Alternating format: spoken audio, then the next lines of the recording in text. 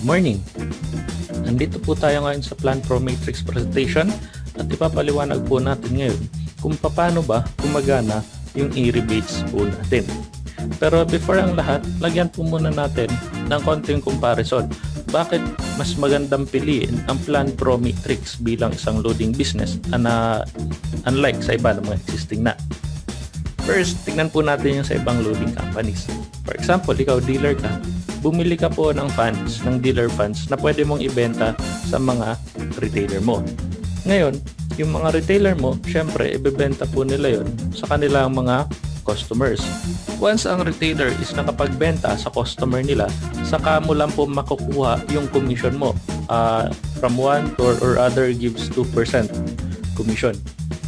Ngayon, ano po yung difference nun sa PPM? Ganito lang po kasimple. Kung ikaw ay isang dealer at bumili ka ng funds, wala pa pong naibebenta, bumibili ka pa ng funds, ay bibigyan ka na po agad ng 1% outright bonus commission. Bibigyan ka po ng outright ulit 1% commission every time mag-purchase ka. Take note ha, inuulit ko po, wala pang binibenta. Bumibili ka pa lang, kumita ka na agad. Then, saka mo po ito ibebenta sa retailer mo, then saka mo po ibebenta sa consumer mo. Ito yung konsepto ng Plan Pro Matrix. Sa bawat pag-load mo sa sarili mo, kikita ka. Sa pag-load ng iba, kikita ka. At sa bawat pag-load ng iba sa sarili nila, ay kikita ka. Sa bawat pag-load ng iba sa iba, kikita ka pa rin. Hindi po ba't napakaganda? Pag-usapan na natin kung paano nga ba talaga gumagana ang e-rebates. E-rebates, earn from your group's load consumption. Kikita ka po sa consumption ng mga members mo from your first up to your 10th level. So, paano po ba ito gumagana? Ganito example. For example, this is you. Sa first level mo, nakakuha ka ng 5 directs. So, ngayon, ito ngayon yung bilang ng network mo at ito yung nabili nilang load. So, meron kang 5 members na bumili ng 53,000 pesos na load pad for the month. Second level mo, yung 5 mong nakuhang directs ay kumuha lang din ng kanya-kanya nilang tig-5. So, ibig sabihin, meron kang 25 na bumili ng 53,000 na load pads. Third level mo, ganun lang din. Kumuha lang din po sila ng tig-5. 125 times 3,000. Fourth level, 25 mo, kumuha rin sila ng tig-5 times 3,000. Fifth level, nag-multiply by 5 times 3,000. Sixth level, multiply ulit by 5 times 3,000 also. Seventh level, ganun lang din po yung ginawa, times 3,000 pesos. Eighth level, nagtigli 5 ulit, times 3,000. Ninth level, nagtigli 5 ulit, times 3,000 pesos. And our 10th level, yung pong 5 mo ay bumili rin ng 83,000 pesos. Ngayon, meron ka pong percentage dyan sa consumption ng load nila. Take note, binili na po nila yan, pero meron ka pa ring percent. Kumbaga, ibebenta na nila yan sa ibang tao, labas ka na dyan, pero meron ka pa ring kita. So, magkano po yung percent na makukuha mo? So, sa personal purchase mo, meron kang 0.2%. Ibig sabihin yung sa binili mo, bukod pa po dun sa 1% outright. Kapag nagbili ka ng 3,000 pesos na load pad, meron kang 0.2% para sa sarili mo. Ngayon, sa first level mo, meron kang 0.1%, second is 0.1%, third is 0.1%, 0.05 para sa 5th level, 0.05 sa 6th level, 0.06% 7th level, 0.7% sa 8th level, 0.7% sa 9th level, and 0.1% sa 10th level mo.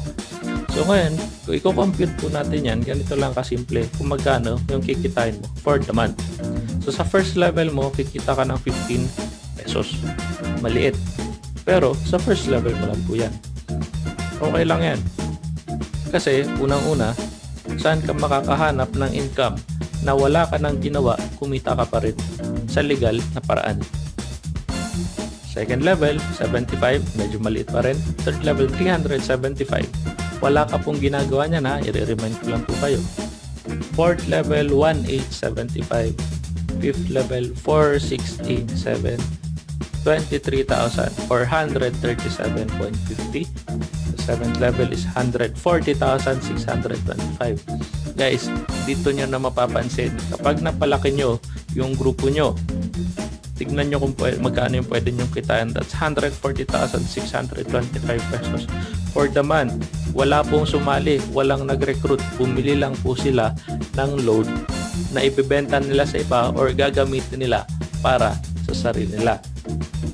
7th level pa lang yan. Sa 8th level, it's 820,000, almost 1 million na. 9th level is 4 million. And 10th level is 29,296,875. Guys, mamulat na po tayo. Tignan natin. Yung kaibigan mo naglo-load, yung kapatid mo naglo-load, yung nanay mo naglo-load, yung kapitbahay mo naglo-load. Kumikita ka po ba?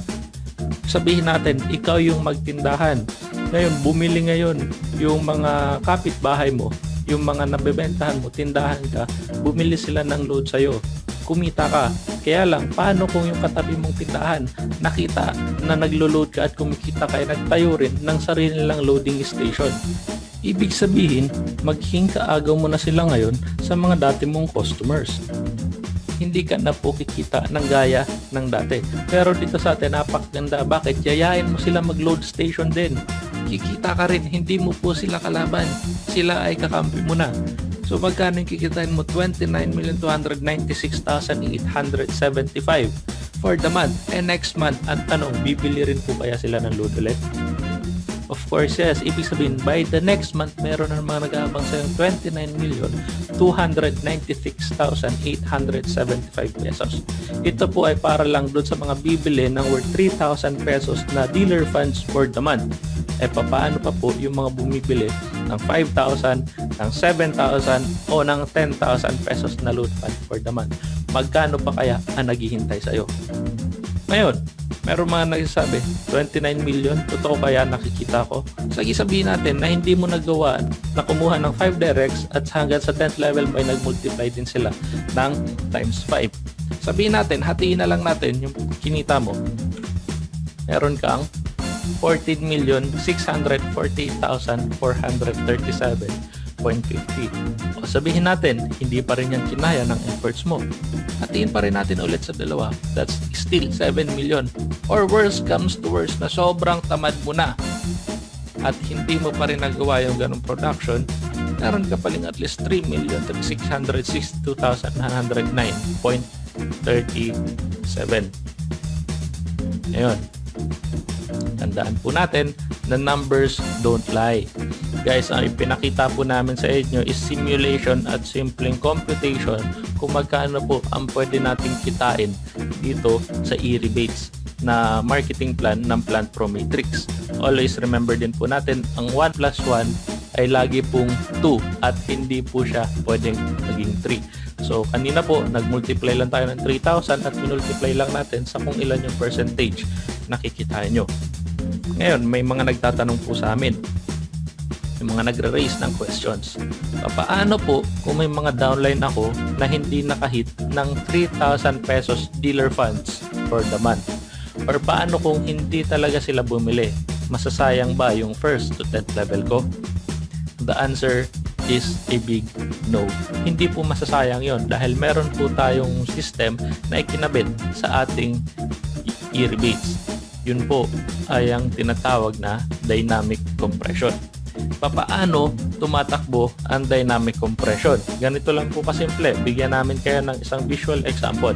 Ikaw, meron tayong sample dito hanggang 4, 5, 6, 7, 8, 9, 10, 11, 12, 13, 14, 15, 16, hanggang 17 level.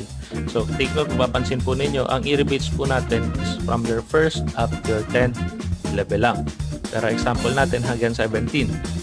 Ngayon, ikaw, bumili ka ng 3,000 pesos na dealer funds for the month para syempre makakwalify ka at kumita sa e-rebates. Diba?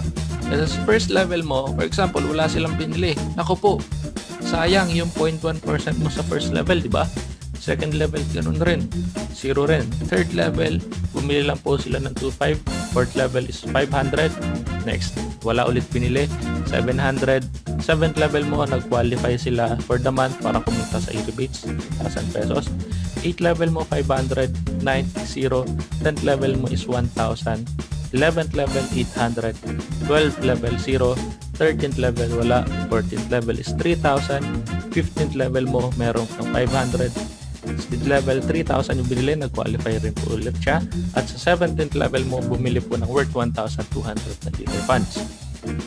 Ngayon, kung mapapansin po natin ang dyan sa status na yan, yung pong mayroon lang tatlo na nag-qualify para sa year beats. Yun po ay ang 7th level, 14th level, at 16th level.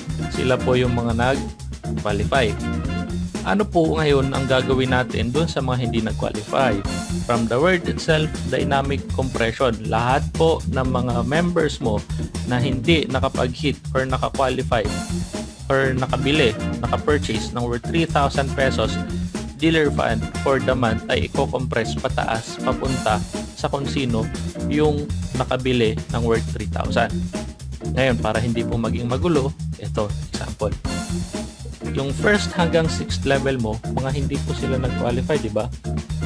Iko-compress po sila papunta pataas sa'yo dahil ikaw naka-purchase ka ng 3,000 for the month. And 8 to 13th level mo, iko-compress sila papunta sa 7th level mo dahil siya nakapag-purchase. 15th level mo ko-compress hanggang 14th level, yung 3,500, yung hanggang 16th level mo. After po magawa ng company ang compression, saka pa lang po tayo magko-compute nung first up to your 10th level. Tataas po natin sila magsaserve as first, second, and third level mo. Hanggang third level lang po example natin, pero ito po ay gagawin ng system hanggang sa 10th level mo. Then saka po ibibigay yung percent, that's 0.2%, 0.1%, 0.1%, 0.1%. Ganun po kaganda at ganun po kasimple ang ating e-rebates. Guys, take note kung ano po yung numbers na ipinakita dito sa presentation na ito. Lahat po ay totoo at yun po ay pwede nyong kitain.